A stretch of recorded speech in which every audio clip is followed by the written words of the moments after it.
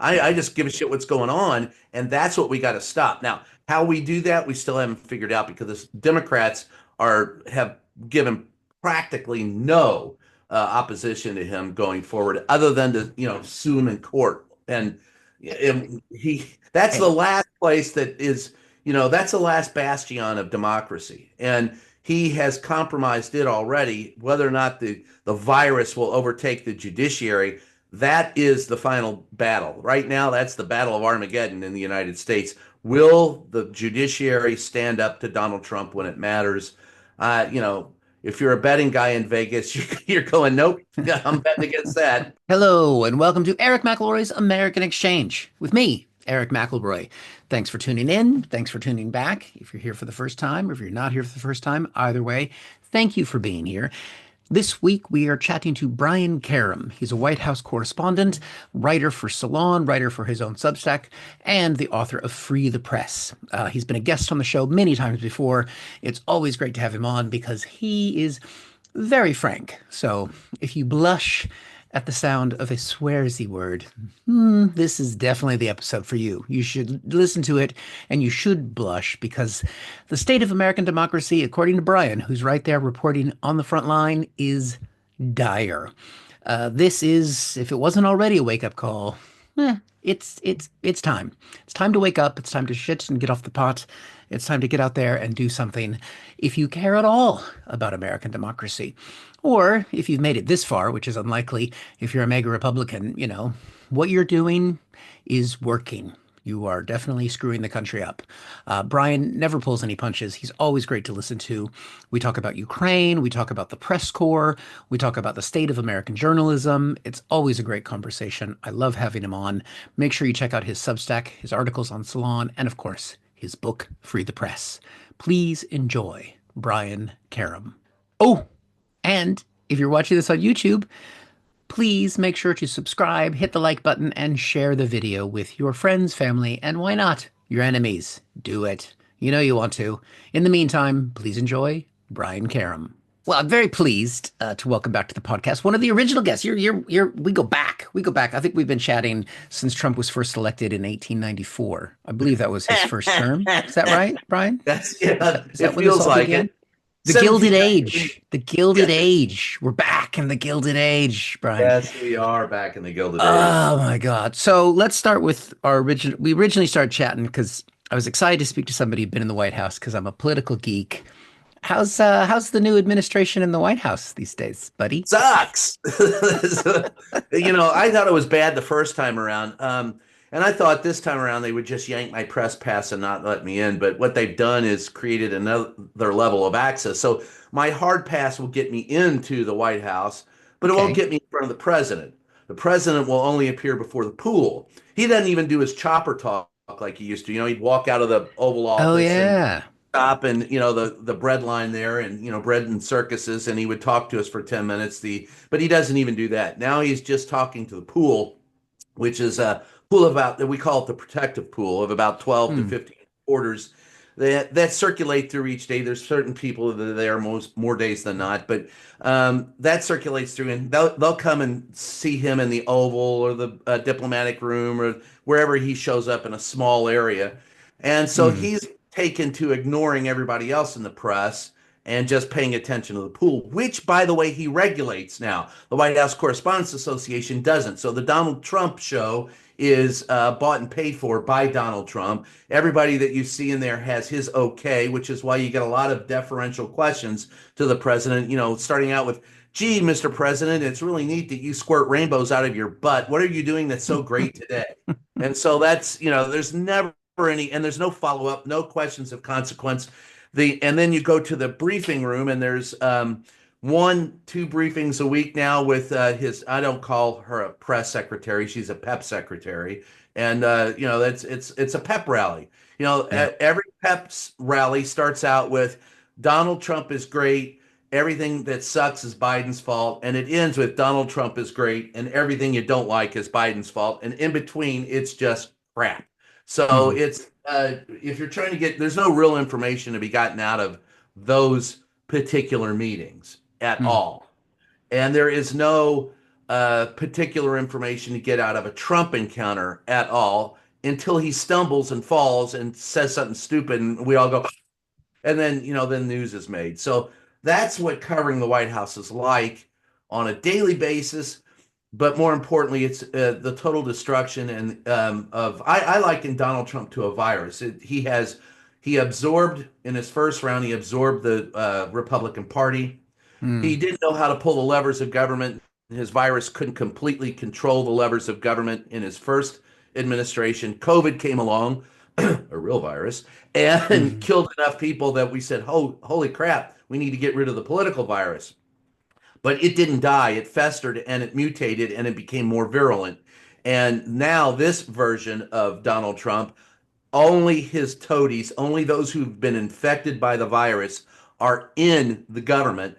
So Hmm. you have whole swaths of government being shut down. Meanwhile, he's railing against the deep state. He is the deep state Elon through Elon Musk, or Elon Trump and Donald Musk, which I can't tell where one ends and one begins. But that's the real problem with this particular virulent strain of the virus is it has absorbed it has laid low the Democratic Party, it has Mm. absorbed the Republican Party, and it has compromised the press. There is no free press in this country anymore. If anyone tells you otherwise, they're either lying or they are ignorant, because there is no way in hell that Mm. just because you ask him a question he doesn't like, that you should be banned from the press pool. And that's what he's done. And he's also made sure that those who oppose him, he's he's deported people he doesn't like. We don't know if the people that were deported on the immigration Con Air flight that he put together were actually violent terrorists. There was no due process. And Yep. so this is a dictatorship.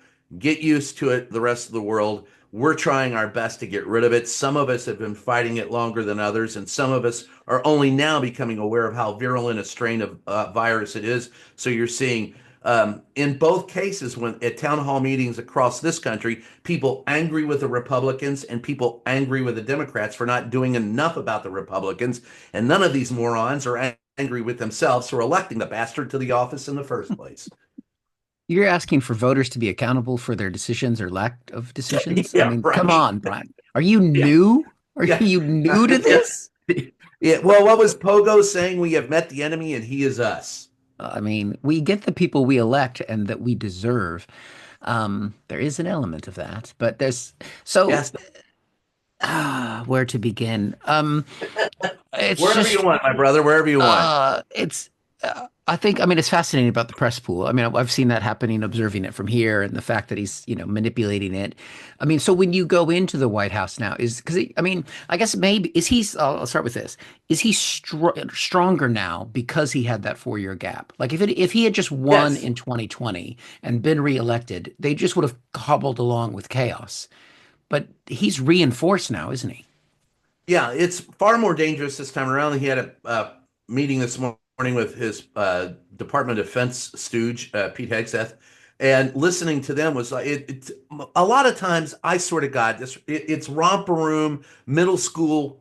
And I don't understand how anybody considers any of these people strong masculine figures. If these are strong males, if this is masculinity, um, there aren't two genders. There's one and a half, and female gender is strong and the male gender isn't. They want to tell us there are just two genders, two sexes.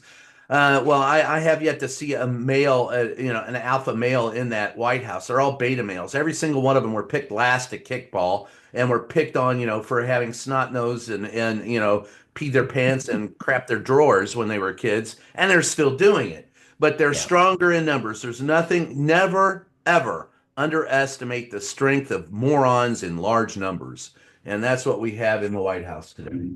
Because that's what I was telling people would save us from this administration is that the general, their incompetence will be what trips them up. And they're more incompetent, but they're going so fast Well, that the the danger with incompetence. the danger it's the danger with their incompetence is that yes, they will stumble. There is Donald Trump, no matter how small his dick is, he'll manage to step on it. But that's not the point. The point is internationally, some of the things that they are doing.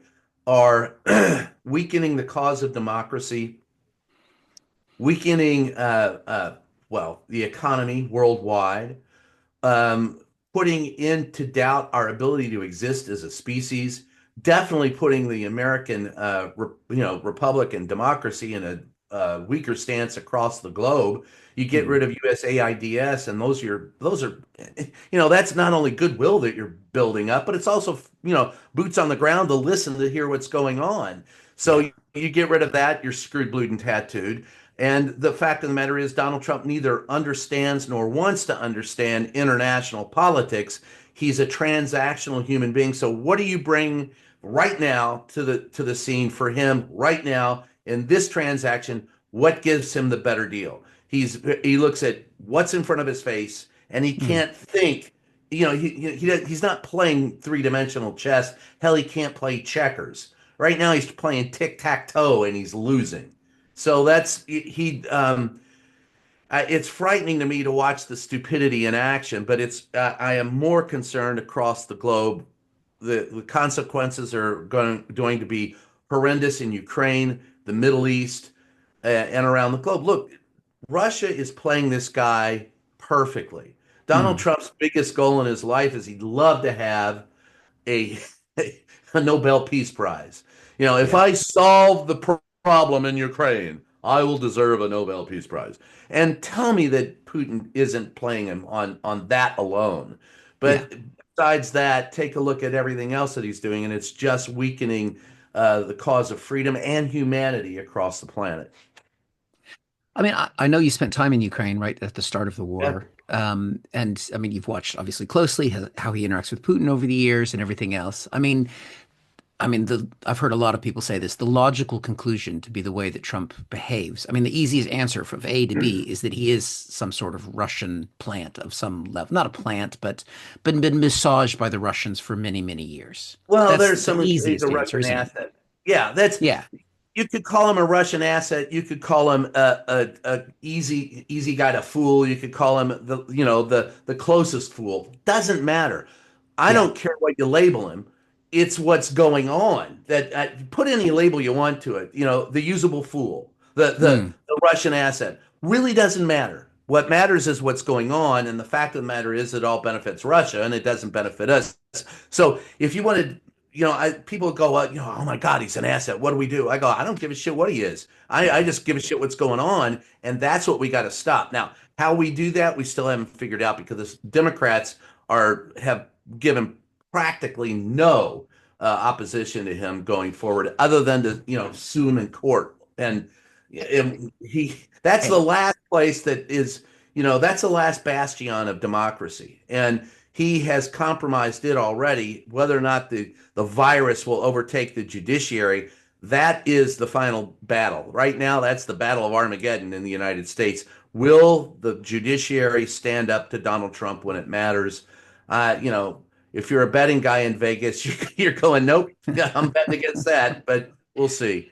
we'll come back to the Democrats and the courts in a second. I just wanted to drill in on Ukraine. Yeah. Do you think, I mean, is there any way out of this for Ukraine that isn't just capitulation? I mean, Yes. he's going to fuck them one way or the other. I mean, he's already fucked them, and it's just whether or not he whatever He puts hasn't it. fucked them. He hasn't fucked them. He's raw dogged them. He's bent them over a table and given them the benefit of his small penis without, any kind of lubrication. This is hurtful and it's dangerous and it's destructive. The Our former European allies are the only thing that's keeping them from total capitulation. Donald Trump can't even. He comes out with Russian talking points about a surrender and being surrounded that never happened, and we're supposed to believe that because Donald Trump said it. His own defense intelligent experts told him it was bull, and yet he Mm, continues to spout the bull. But of course, he did not win the 2020 election, and he still spouts that nonsense. So yeah. Donald Trump isn't above lying. That's his go-to. So in Ukraine, the hope for Ukraine is its European allies. And look, actually, Donald Trump is lending a hand, whether he knows it or not. The longer this drags out, the Mm, more it benefits Ukraine. Because Russia, if you listen to any of any of the experts in defense, and I mean, I'm talking, to some of the to those experts, international relation experts outside of the U.S., because, I do still have sources in the U.S. that haven't been purged by Trump yet, but Yep. the ones that are that are more reliable or the international sources who are telling me, and I still have plenty of sources on the ground in Ukraine, that the bottom line is Russia's in trouble. The reason why they're trying to make a deal now is because their economy is floundering. Look, they're having to use assets from North Korea and Yeah. from Iran to further this war against Ukraine. That doesn't mean they're doing well. That means Hmm. they're doing poorly. It's, Yeah. it's like the guy at the end of Indiana Jones and and the Last Crusade. He chose poorly. That's what they're going to be wiped away. If the longer they can keep this going on, the more it benefits Ukraine. Ukraine knows it. Russia knows it. Only Donald Trump is unaware of it because in his blind zeal to get this mythical, Nobel Peace Prize, which he'll never get, he's trying Hmm. to pretend like he's steering things. We have a peace accord with Russia. Well, that's nice, but what about Ukraine? What about the lies you continue to tell about Ukraine? What about the fact that, you say this war never would have started if he had been president? Well, the war started in 2014. Okay, that's what got Zelensky in trouble in the White House, but was just by fact checking him. He didn't. He said, Hmm. "May I speak?" Oh, we've been fighting this for 11 years. On February 20th of this year, that was the 11th anniversary of their fight with Russia. So for Ukraine to survive, I like what Zelensky did in the White House. I like what he's doing now. I like what Ukraine is doing now. And Donald Trump, whether he knows it or not, is actually aiding and abetting the Ukrainian cause by drawing this out as long as possible. The Hmm. longer you keep Russia at the table, the more likely they are to collapse. So, I mean, you think Zelensky played it well in the White House? Because, Yes, I do. I think it was for those who are unaware of American politics, it or those for those MAGA members who love Donald Trump, let me rephrase that. It looked like he was, petulant, but he wasn't. He hmm. was, he asked permission to speak. He was as polite as he could be. And then you've got JD, permanent eyeliner Vance beating him up, saying he's not thankful enough. Yeah. And he had been thankful. He's been very thankful. He was very gracious. And Donald Trump, to me, that was the most uh, that was the rudest display I've ever seen out of a president or a vice president for a guest in the White House. Most Hmm. most White Houses, most presidents treat their enemies better than Zelensky was treated as an ally. And Yeah. so to me it was another example, a glaring example of how Donald Trump is not worthy of this office. And the American public unfortunately, we have a high price to pay for our stupidity. I hope it isn't too high. I hope the American public can pay it, and I hope we can move forward in the future because right now we are not the shining light on the hill. We Hmm. are the dark glow in a very deep hole. And it doesn't matter how low the Republicans go, the Democrats can't get over that bar. So it's a very dark time in the United States for those of us who believe in democracy and for those of us who believe in human rights. And that, by the way, is a majority of people still. Yeah. And the problem is that we don't vote. That, when we consider 64% of voter turnout a great voter turnout, I remind people that means that it only takes 37% of the people plus one to win Yeah. the White House, right? And that is not a good sign. That is not a majority rules. That is a super minority rules. And while I tip my hat to the MAGA members who vote because honest to God they do, I'm Yeah. more angry with the real silent majority, the freaking people who don't vote and Yeah. then bitch about Donald Trump and our government afterwards. And every time they say, well, this and that, I go, do you vote? First thing I say and it drives the far left nuts when I mention it, but I've done it to the far right. Do you vote?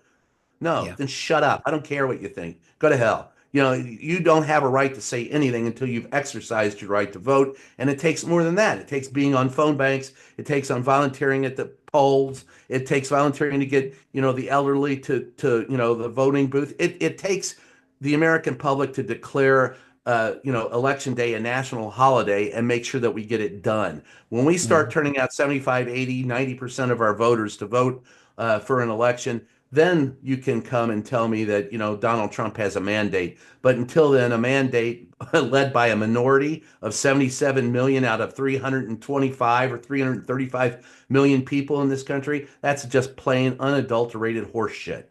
Not even good enough to be bullshit, just horse shit.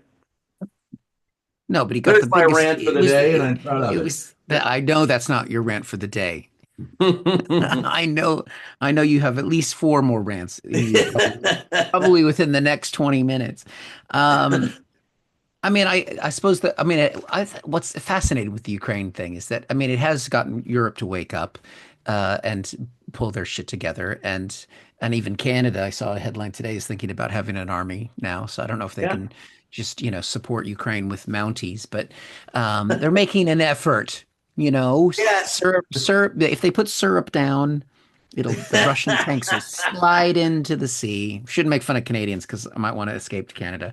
I mean, you're right. I mean the damage. I don't know if you've seen the alerts that the UK government has now put a travel advisory on people coming to the United States.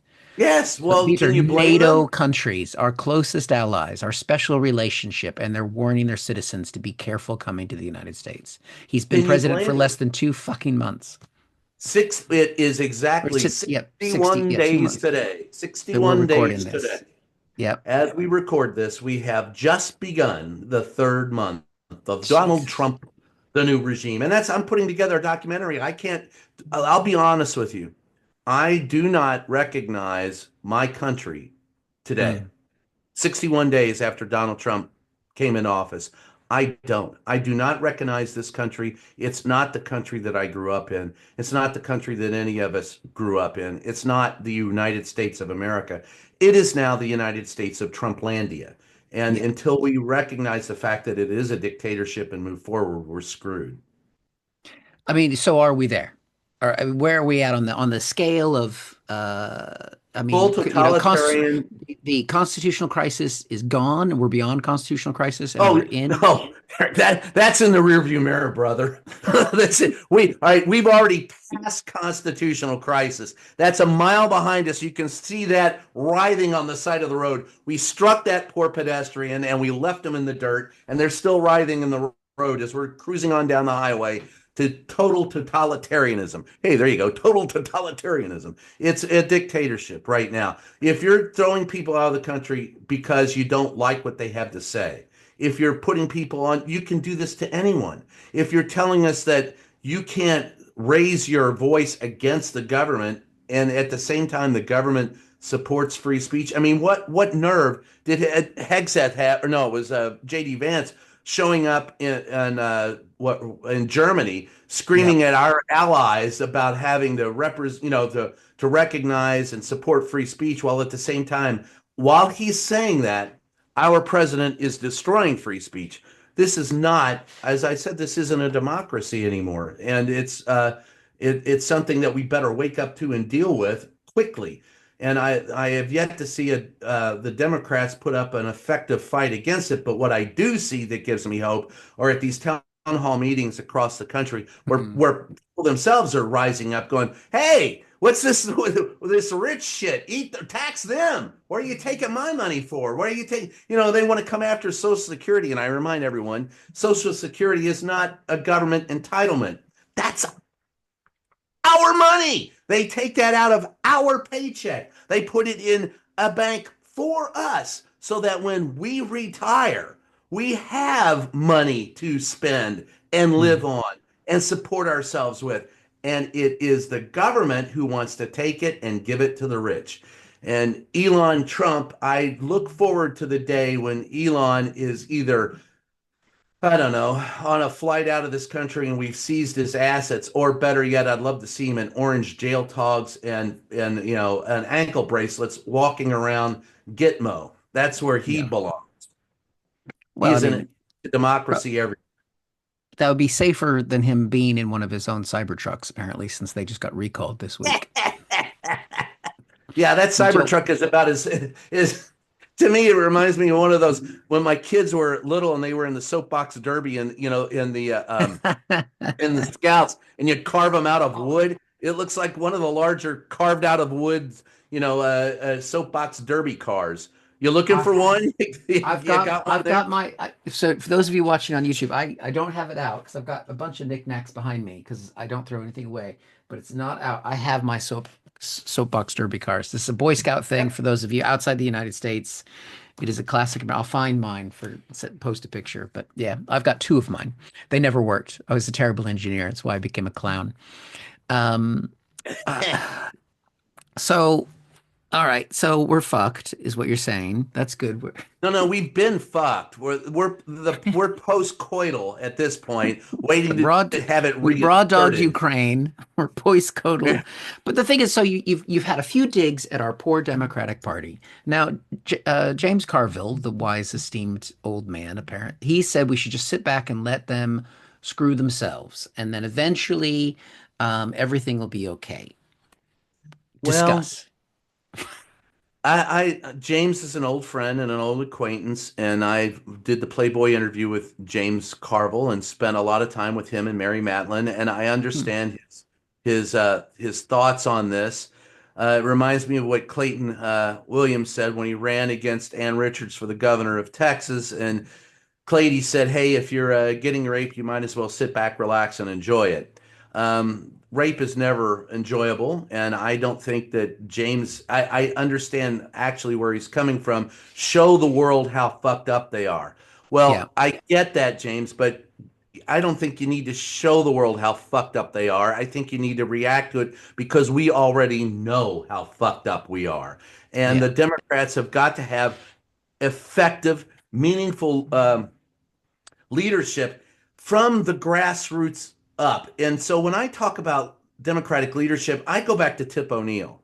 And what Hmm. Tip O'Neill did when he was, and he, for those who don't know, former Speaker of the House, opposed Ronald Reagan, was he wrote a great autobiography called Man of the House. And in it, he talks about how when he was first in Congress and he was put to the task by the Speaker of the House, Sam Rayburn, at the time. They now have a building named after him in D.C., Rayburn Building. And he was tasked by the great Sam Rayburn to go through and help the Democrats get back control of the House. And Tip did this in a very brilliant manner. Instead of going through the regular Democratic, party and going, "Hey, Hmm. who's the best guy?" He went to the districts and said, "Okay, who's the most popular guy in this district? Is it this car salesman? Is it the local weather guy? Is it the local coach in the softball team? Who is it?" And when he found out in the district who the most popular person was, he said, "Look, you run as a Democrat, run on, I don't care if you're Democrat or Republican at this point, you run as a Democrat, we'll back you. Here's the only things that we ask that you support us on, and then you have your own agenda. And if you can do this, we want you." And they won Hmm. back the House. The Democrats need to go to the grassroots level. And to hell with the people who are already in the system as politicians. Get the people who are not. Find the people who are popular. Find the people who have leadership abilities. Because I guarantee you, there are very few people in the current system in either party that is worth a shit. We have two parties in the United States. One has no heart and one has no head. And the Hmm. Democrats have all the heart. They need to get their head into the fight. And James Carville saying, sit back, relax, and enjoy the ride is not the way you're going to be able to overcome the Republicans if, in fact, we do have a midterm election in 2026, which is at this point questionable because Donald Trump is already, look, Donald Trump is already, he still has mail, he still sends out emails soliciting money, and they have already planted the idea that he's going to run for another term despite the fact there being anything in the Constitution against it. Donald Trump doesn't care about courts or the Constitution. He only cares about himself. The Democrats have got to get hip to this drip, and they've got to get out and fight it. So while I love James, and believe me, I'd sit down and have a drink with him over probably anybody on the planet, I vociferously disagree with the idea of sitting back and letting the Republicans do themselves in, because they continue to. But Mm. there are not enough people awake to that fact and involved in the process of voting for that to make a difference. So the Democrats have got to get people involved and vote.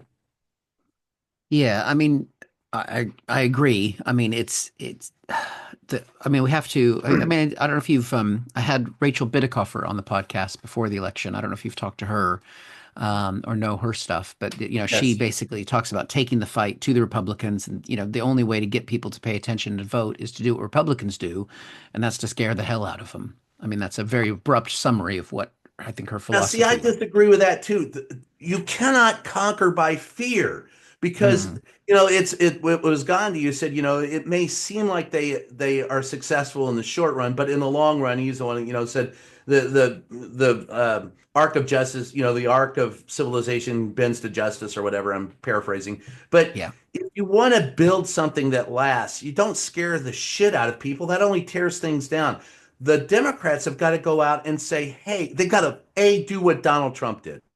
Listen, because Donald Trump is, as I said, transactional. He didn't come up with this idea of, no immigrants. He went to, and he heard people at his rally screaming it, and he goes, "Hey, let's do that." They yeah, applauded. Let's do that. He's not the one that came out and said strip down, federal government. He listened. He's a grifter, a con man. He listens to what people want, and he tells them he's going to give it to them. That's mm, Donald Trump's MO.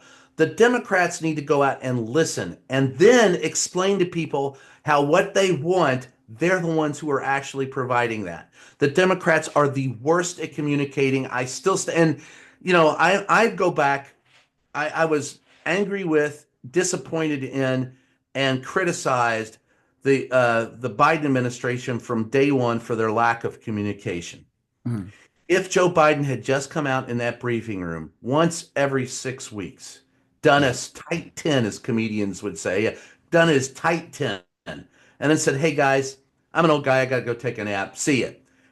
But he had appeared cogent for those 10 minutes. So when he had what happened to him in the first debate, people might have given him the benefit of the doubt and said, "Oh, well, yeah, he just had a bad night. I've seen him. He's not that bad." But we never saw him. And so we thought he was that bad. Also, he lied. He said he was going to be the bridge to a new generation of leadership. And everyone thought that he was only going to be one term in. And yeah, then he decided to stay for a second.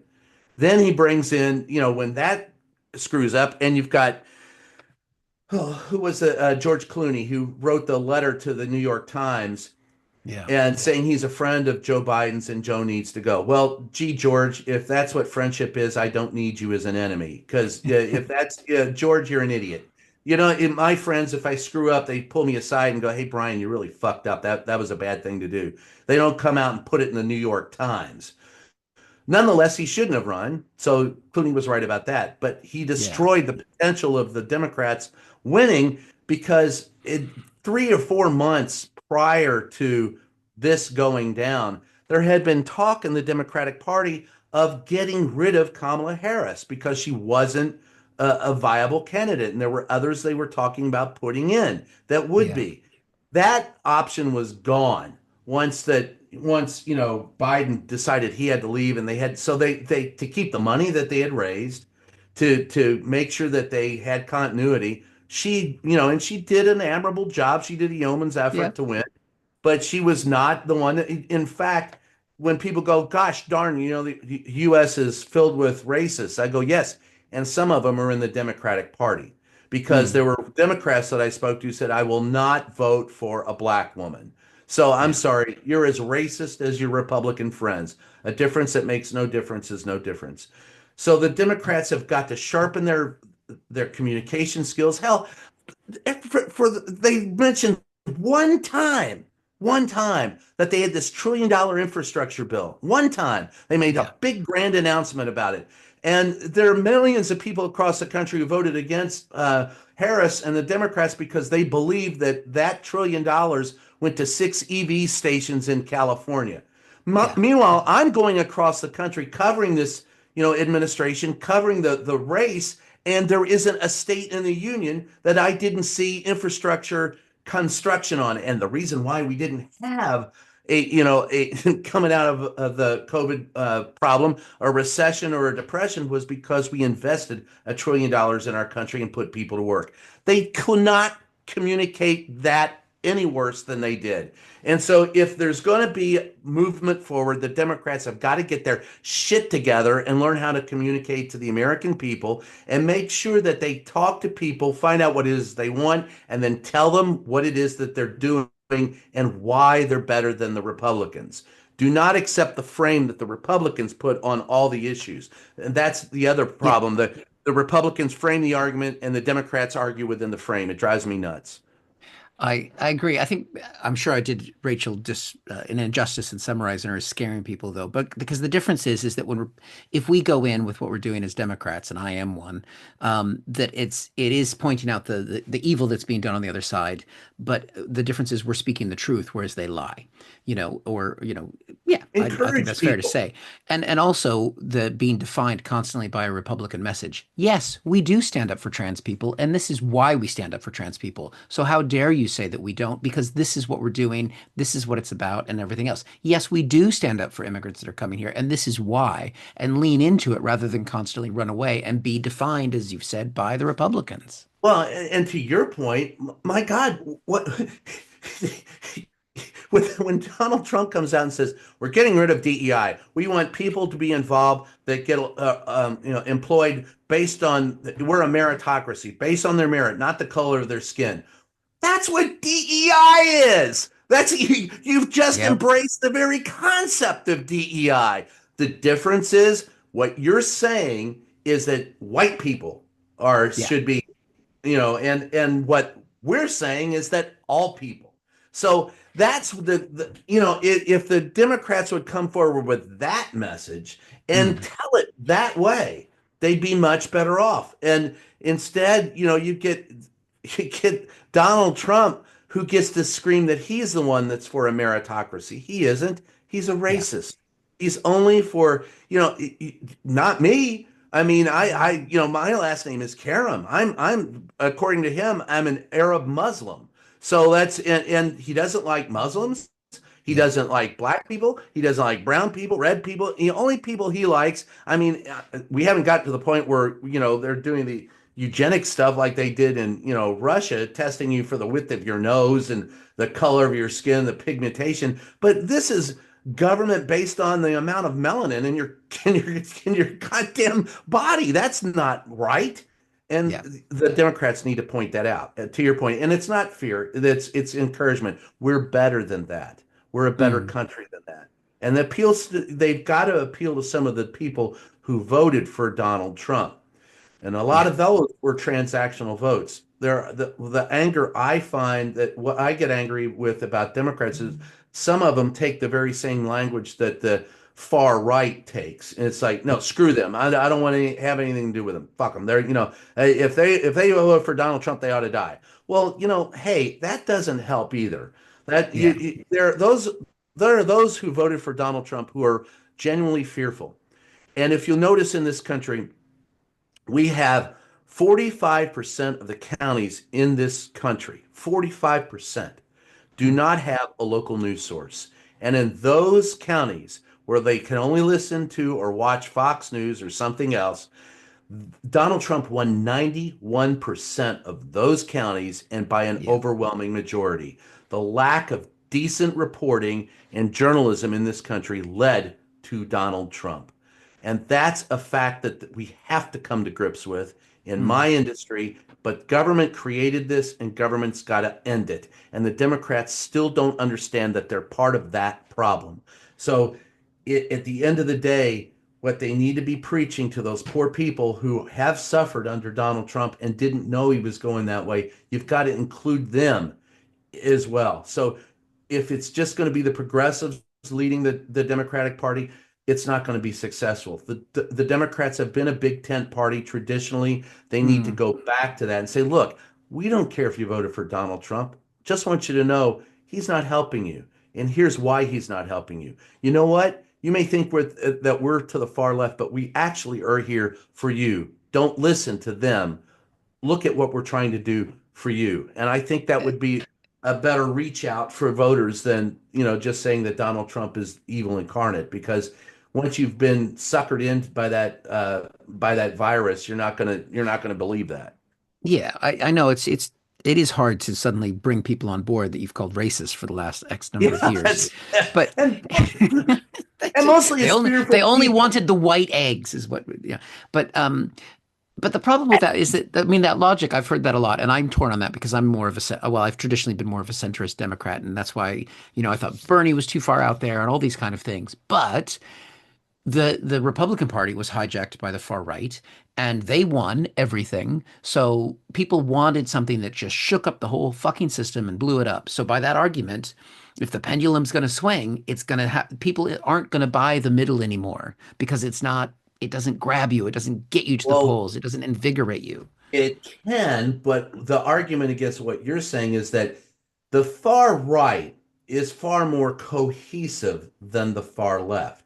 The Yeah, far left is not that cohesive. They will not vote as a bloc. If they did, Harris would be president. The yeah, fact of the matter is that the far left is a very nebulous type of organized group of voters, and some of them voted or did not vote. That's the thing yeah, about, the Democrats is like, well, screw it, I just won't vote. Whereas the Republicans will go, I don't care who's on our side, we're voting for him. That's the difference. And so yeah. if you're going to embrace the idea that we need to swing to the far left, I'm just going to tell you, honest to God, it ain't going to work, because there are people in rural and look, I have in-laws live in rural Missouri on farms, right? I have a brother-in-law who voted for Donald Trump the first time, and he won't vote for him again. And he's Hmm. told me he doesn't like Donald Trump, but he said, I got nobody, so he didn't vote. He goes, I've got, which is a vote for Donald Trump. And Yeah, he goes, I have no one that I can trust on the Democratic side who's going to listen to the plight of the farmer. The fact of the matter is, he does. The yeah. fact of the matter is, the Democrats do not communicate that effectively. And that is the problem. And until the Democrats embrace communication, you don't have to preach to people. Nobody wants to, even the Christians don't want to go to church. They don't want to be preached to or preached at. They want to be told they're great. Yeah. So if you do that, you'd have a better success rate, I think.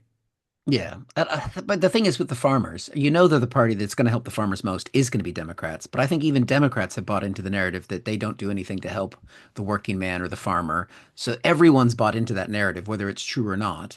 And and it's just become a self-fulfilling prophecy where they say, well, we're disconnected, but they're the only party that's actually doing You anything know, that part will of help that them.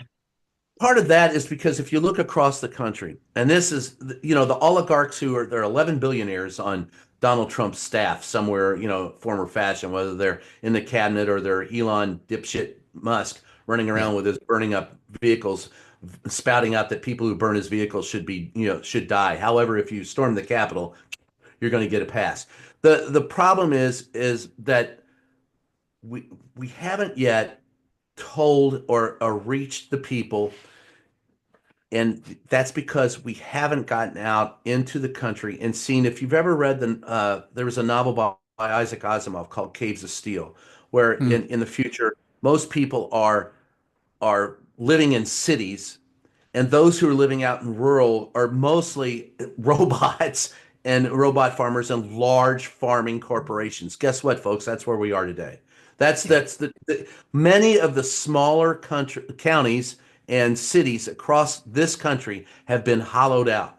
There are huge swaths of this country where there's no one living. So when Hmm. Donald Trump, and I mean, they're just not living there. They're living, but not in Yeah. those areas. So when Donald Trump puts this big red map on, look at all that we won, all Yeah. the territory. Hey, dipshit, that's 20% of the freaking people in this country. Everyone else is holed up in the city, and you lost those. The problem is that the Democrats do not reach out to those people, and those people don't see that they have more to gain from the Democrats than the Republicans, and the Republicans don't care because the oligarchs own the corporate farms. The family farm Mhm. is dying or is near dead, and there are parts of Oklahoma. I mean, I went to if they're ghost towns. There's like there's one you'll find if you're lucky, you'll find one restaurant, one Mhm. gas station. Usually you're finding a 7-Eleven that is both, a truck stop, a gas station, and someplace to get coffee. That's it. And then, healthcare, you've got to drive 30 miles to get it. Education, you're driving 10 or 15 miles to get it. Or there's one school. It's a hopeless situation. So you can understand why people in rural areas are despondent. It's enough to make you want to take meth, which is the drug of choice in rural America because they can't afford cocaine, but anybody can cook meth. So that's the despondency. We have not addressed that in this country at all. We don't even acknowledge it exists, and it is the danger that is killing, the breadth and scope of democracy in the United States. Yeah. Well, I mean, it's the fodder for right-wing extremist fascism that we're in. Yes. It's the formula. Almost like they knew what they were doing. But um, well, we're almost at the end of we're definitely over time. I suppose the last thing, uh, I mean, this is not a short answer to ask you because I know it's what you've written a book about and what you care about. I mean, is there anything that you can see the press doing to properly hold? Because I mean, the thing that bugged me about the election, and this is just the one issue that stands out over and over again, is that Project 2025 was the plan. We knew it was the plan, and it's been the plan. But I remember when Kamala was asked about it, and reporters would be like, "Well, Trump has disavowed that. He said he's not actually part of that," and it clearly was the whole time. So that whole, pretending to play both sides, that just ah. So is there any hope within the current state of press, knowing how No, fucked up it there's there's no hope in the current state of press unless we break up the media monopolies. And you Right. can, and I am a part of Substack and I'm a part of independent journalism and I wholeheartedly support it. But here's the difference. You're not a journalist unless you have a copy editor. And there are so many people that are just spouting, and I'm one of them. I put my columns up, but I have a copy editor for my columns, in Mm. Salon. By the way, salon.com. You can, read me twice a week. So, that is a problem. And it's a huge problem, the press. You can't call yourself a reporter or a Yeah. journalist. And when I was growing up, a journalist was a out of work reporter. But you can't call yourself either unless you have at least one person looking over your shoulder going, where'd you get that fact from? That's spelled wrong. Where's your logic in that? And clearly, please label your articles as opinions because Mm. that we need to and everyone's entitled to an opinion, and I love Yeah. all opinions, and I read many of them, especially those who disagree with me. I want to understand how I don't, and here's another little hint for all of you readers out there. Please read more than just the freaking headline and judging what the article is based on a fucking headline. I actually take the time. I've had so many people comment on articles that I've written based entirely on a headline, and they get it wrong. I'm going, and so my general response to people online is I can tell when they've read or not, and I just say thank you for reading. But yeah, Mm. I don't care if you agree or disagree with me. I really don't. I just want you to read the goddamn thing and have a thought.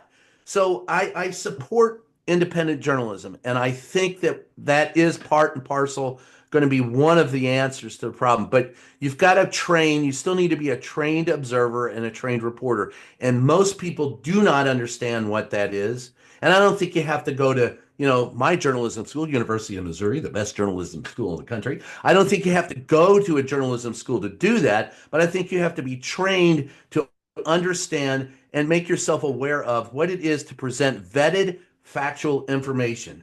And we have lost that ability. I can't stand when I walk into that briefing room today.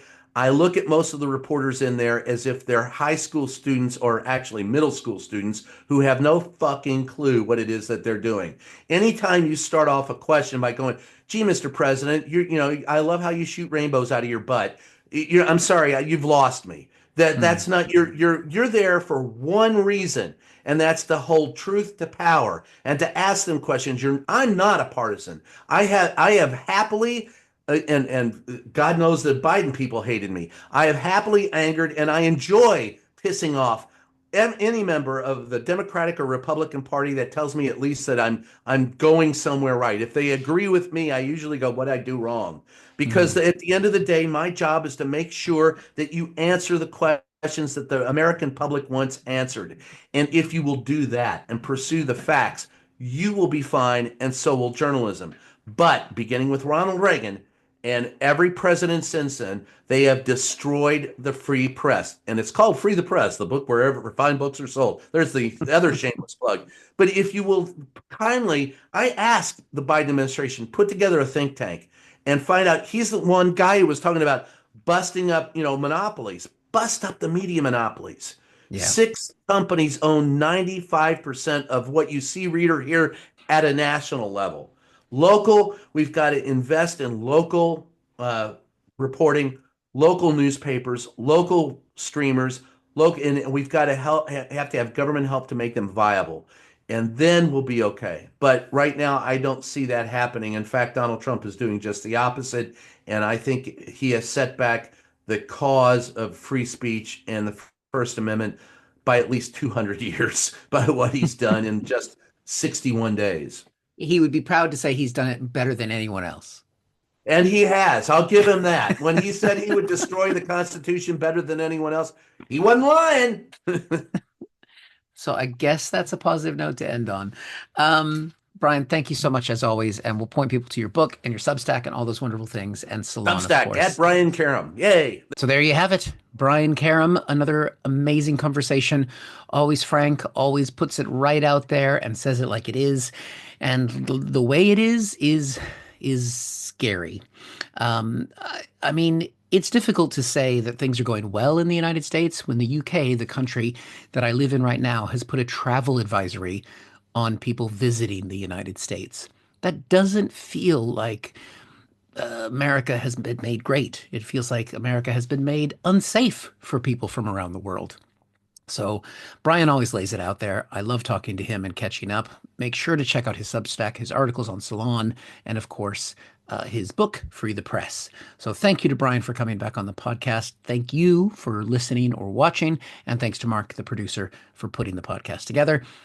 We will see you next time. Bye-bye.